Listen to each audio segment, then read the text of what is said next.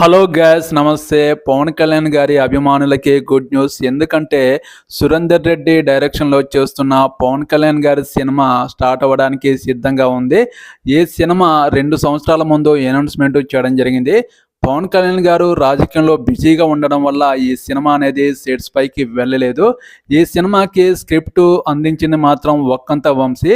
ఈ cinema script Pawan Kalyan గారికి నచ్చడం వల్ల ఈ సినిమాకి గ్రీన్ సిగ్నల్ అయితే ఇవ్వడం జరిగింది. ఇప్పుడైతే ఈ సినిమా స్టార్ట్ చేయడానికి సిద్ధం చేస్తున్నారు.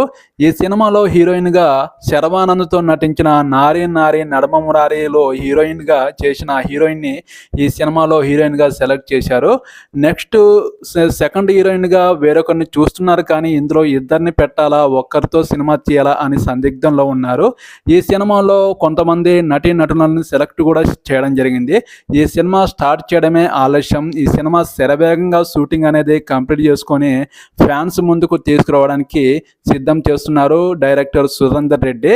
పవన్ కళ్యాణ్ గారి అభిమానులకి మంచి ట్రీట్ ఇవ్వడానికి ఈ స్క్రిప్ట్ అనేది బాగుంది. అందువల్ల పవన్ కళ్యాణ్ గారి సినిమాని స్టార్ట్ చేయండి అని తొందరగా గ్రీన్ సిగ్నల్ అయితే ఇవ్వడం జరిగింది. ఖచ్చితంగా ఈ సినిమా పవన్ కళ్యాణ్ గారి అభిమానులకి నచ్చే విధంగా ట్రీట్ ఇచ్చే విధంగా ఉంటుంది అని అనౌన్స్మెంట్ చేయడం జరిగింది.